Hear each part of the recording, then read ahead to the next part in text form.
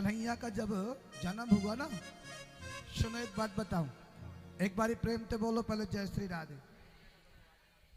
जब कन्हैया का जन्म हुआ ना तो बूढ़ी बूढ़ी माताओं ने कन्हैया के लिए श्रृंगार किया था, जैसे आज सब करके आए ना बूढ़ी बूढ़ी माताएं।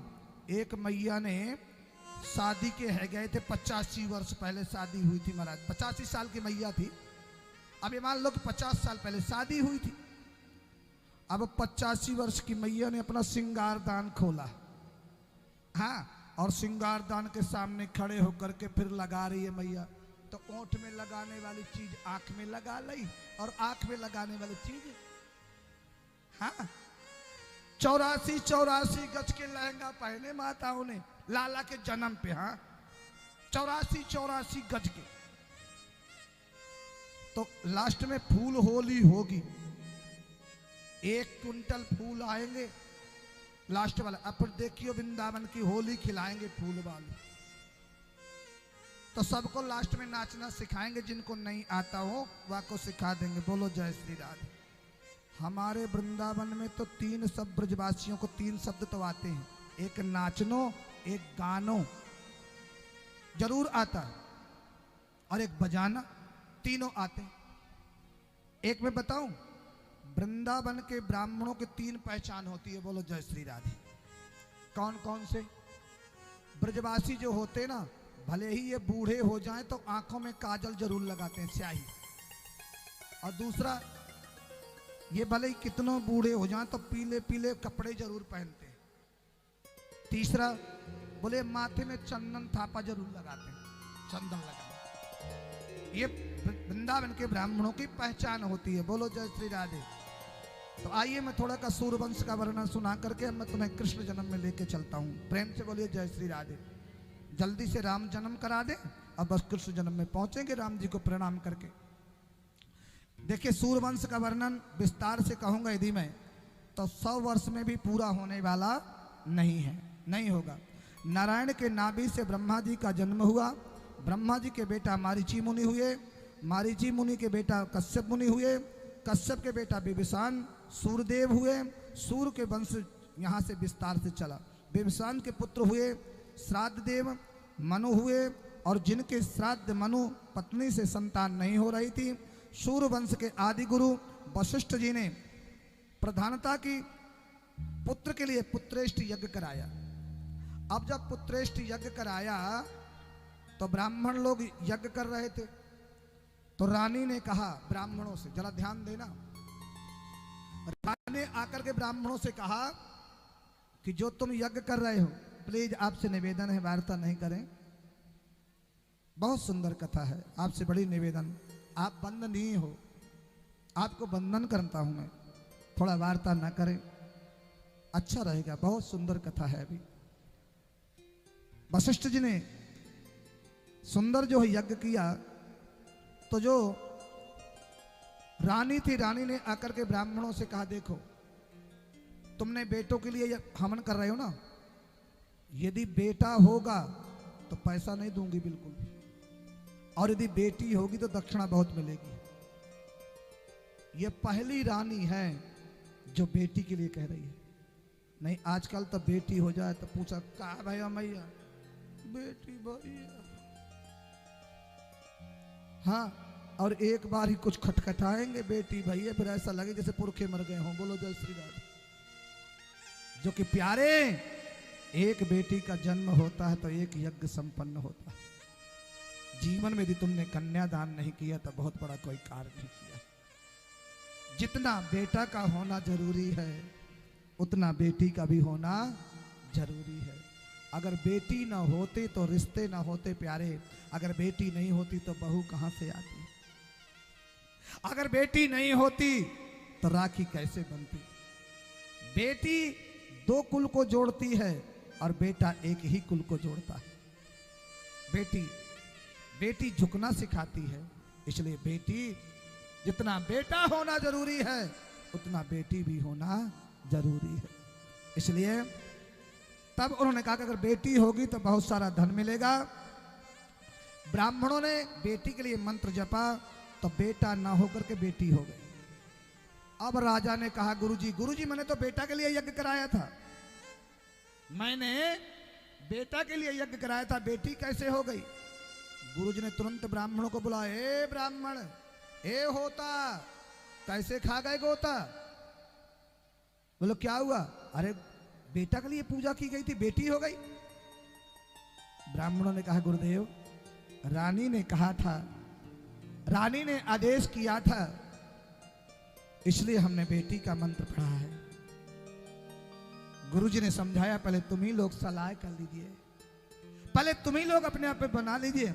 इसलिए राजा ने, उन्होंने फिर गुरुजी की कृपा से, गुरुजी ने बिटिया को ही बेटा बना दिया। बाद में भागवत जी की कृपा से 10 पुत्रों का जन्म हुआ, जिससे सूर्यवंश का विस्तार हुआ।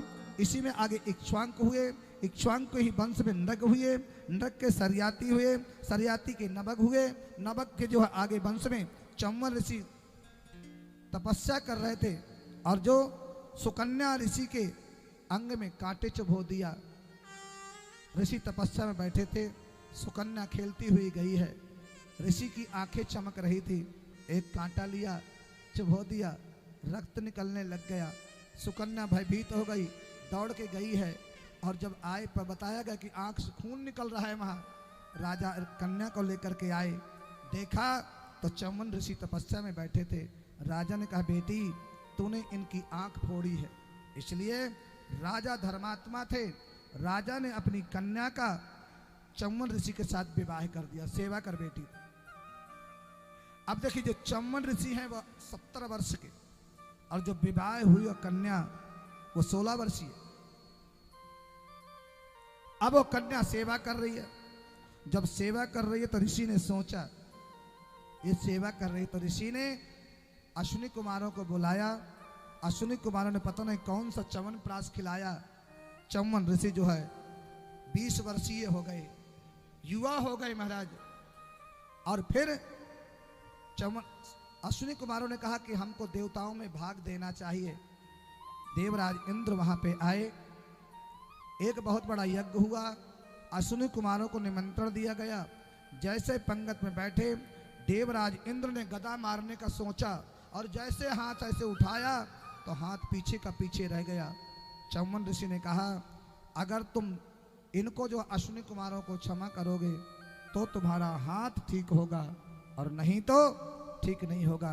तब उन्होंने उसी समय जो है, उस समय से अश्विनी कुमारों को जो है भाग मिले। इसी में आगे सज्जनों अम्बरीश हुए, और अम्बरीश के आगे भाग में जो है अंशुमान हुए। अंशुमान के सज्जनों दिलीप हुए, और दिलीप के महाराज अज हुए, और अज के महाराज दशरथ हुए। ये राजा दशरथ जो है चक्रवर्ती सम्राट थे कि खटवांग दीर्घ बाहुश्च रघुस्तस्मात् प्रतुस्त्रवा अजस्ततो महाराजा तस्मात् दशरथोद्भवात्। राजा दशरथ हुए। राजा दशरथ के 3 विवाह हुए हैं सज्जनों, लेकिन राजा दशरथ के यहाँ कोई पुत्र नहीं हुआ। राजा दशरथ गुरु वशिष्ठ के पास गए हैं, क्या मेरे कुल में कोई जल देने वाला नहीं होगा? वशिष्ठ जी ने कहा, राजन तुम्हारे यहाँ एक बेटा नहीं, तुम्हारे यहाँ तो 4 बेटे होंगे। गुरु जी ने आशीर्वाद दिया है, और राजा दशरथ ने यहाँ संगी ऋषि को लेकर के आए हैं। वशिष्ठ जी ने सुंदर यज्ञ का आयोजन किया, और जैसे सुंदर यज्ञ हुआ, उस यज्ञ में अग्निदेव प्रकट हुए, और अग्निदेव प्रकट होकर के राजा वशिष्ठ जी महाराज को चरु दिया है, और चरु लेकर के वशिष्ठ जी ने अभिमंत्रित किया है, राजा दशरथ को दिया। राजा दशरथ ने वो चरु जो है कौशल्या को दिया, कैकेयी को दिया, सुमित्रा को दिया। और जैसे सुमित्रा को दिया, एक उड़ता हुआ पक्षी आया, और वो पक्षी जो है वो खीर को लेकर के अनंत आकाश में उड़ गया, और कुछ बोलना चाहा। माता अंजनी तपस्या कर रही थी, और उसी खीर के द्वारा हनुमान जी महाराज का प्रकट हुआ। बोलिए हनुमान जी महाराज की। उस खीर के द्वारा हनुमान जी का प्रकट हुआ, और फिर पुनः कौशल्या ने दिया, कैकेयी ने दिया, जल्दी से पा लिया। तो दोनों के एक एक बेटा हुए। कौशल्या के राम हुए, कैकेयी के भरत हुए, लेकिन सुमित्रा के 2 बेटे हुए, क्योंकि 2 बार प्रसाद खाया ना उन्होंने, तो लक्ष्मणलाल और शत्रुघ्न जी महाराज। तो धीरे धीरे सज्जनों चैत्र का महीना आया। चैत्र का महीना, नवमी तिथि, शुक्ल पक्ष, अभिजित मुहूर्त। भगवान का जन्म कब हुआ पता है? चैत्र मास में सब कुछ नया हो जाता है। जो तुम लोग नया साल मनाते हो ना जनवरी में, वास्तव में वो नया साल नहीं है। वो नया साल नहीं है। नया साल कब मनाया जाता है? चैत्र मास में नई फसल आती है, नए पत्ते आ जाते हैं, घास नई नई आती है, तुलसी हरी भरी हो जाती है, पुराने पत्तों को त्याग दिया जाता है, पृथ्वी में सब कुछ नया होता है। इसलिए भगवान राम ने सुंदर नवमी तिथि है, शुक्ल पक्ष है, अभिजित मुहूर्त है और राजा दशरथ के यहाँ दिन के कौशल्या जी के भवन में मेरे प्रभु राम प्रकट हो गए। बोले राजा रामचंद्र भगवान की जय हो। अब जैसे राम जी प्रकट हुए ना, राम जी जैसे प्रकट हुए, सो राम जी भैया कौशल्या से कह रही माता जी दरवाजा खोलो, लोग मेरा दर्शन करना चाहते हैं। कौशल्या जी ने कहा सुनो, बेटा जब जन्म लेता है तो छोटा होता है। बोले तुमने मुझे बेटा के रूप में वरदान मांगा था, चाहूं तुम्हें समान सुत, तुम्हारे जैसा बेटा चाहिए। सो भगवान ने कहा हम बेटा बन के आ गए। मैया ने कहा मैंने बेटा मांगा था, तुम तो पापा जी बन के आए हो। मैंने तो बेटा मांगा था ना, बेटा छोटा होता है और तुम पापा जी बन करके आए हो। लोग क्या कहेंगे? 4 भुजा वाला बेटा है? 4 भुजा वाला बेटा, शंख चक्र गदा पद्म और इतना बड़ा बेटा। भगवान राम ने कहा मैया हम जहां भी जाते हैं तो ऐसे ही चले जाते हैं। मैया ने कहा एक बात करो। बोले क्या? अगर तुम्हें बेटा बनना तो पहले छोटे बनो। तो भगवान राम छोटे बन गए। राम जी छोटे बन गए। अब दरवाजा खोलो, लोग मेरा दर्शन करना चाहते हैं, मेरा लोग दर्शन करना चाहते हैं। मैया ने कहा पहले शंख चक्र गदा पद्म तो हटाओ। राम जी ने कहा मैया बहुत परेशान करती हैं आप। बेटा जब आता है तो ये शंख चक्र गदा पद्म लेके थोड़ी आता है, 2 भुजा हटाओ। भगवान ने शंख चक्र गदा पद्म हटा दिया। भगवान ने कहा ये कपड़े, मैया कहती है ये कपड़े भी उतारो। क्यों उतारे? बोले बेटा जब आता तो नंगा ही आता है, अब तुम दुशाला पहन के आए हो। सो मेरे प्रभु छोटे बन गए। मैया ने पालने पे लिटा दिया। अब भगवान कहते जरा दरवाजा खोलो, लोग मेरा दर्शन करना चाहते। मैया ने कहा पहले रो तो सही, अब तुम तो बूढ़े बाबा की तरह लेटे हो, रोगे नहीं तो कैसे पता चलेगा कि बालक हुआ है। भगवान ने कहा क्यों रोए? अरे बोले जब बालक का जन्म होता है तो जो डॉक्टरनी से नीचे नर्स होती है ना, अगर नहीं रोता तो पैर पकड़ के थपा गया, उसे रुलाना पड़ता है। तो बोले रोना पड़ेगा तुमको, रोना पड़ेगा। और भगवान राम कभी रोए नहीं, कभी नहीं रोए। अब जब मैया बोली तो फिर रोना ठाना। लिखा ना स्तुति में, सुन बचन सुजाना रोदन ठाना। ठाना मतलब रोना नहीं जानते थे। सुन बचन सुजाना रोदन ठाना, होई बालक सुर भूपा। यह चरित जगावही हरिपद पावही, तेन परहि भवकूपा। जो भगवान की स्तुति को गाता है प्यारे, वो नरक नहीं उसको जाना पड़ता है, उसको नरक नहीं जाना पड़ता है। आइए आज कुछ भक्तों ने जो है, कुछ भक्तों ने थोड़ा दान किया, राम का जन्म हुआ तो बधाई लगा देते हैं। आप सबकी आहुति पड़ रही है। आप जैसे हैं 3 दिन का बड़ा आनंद होगा।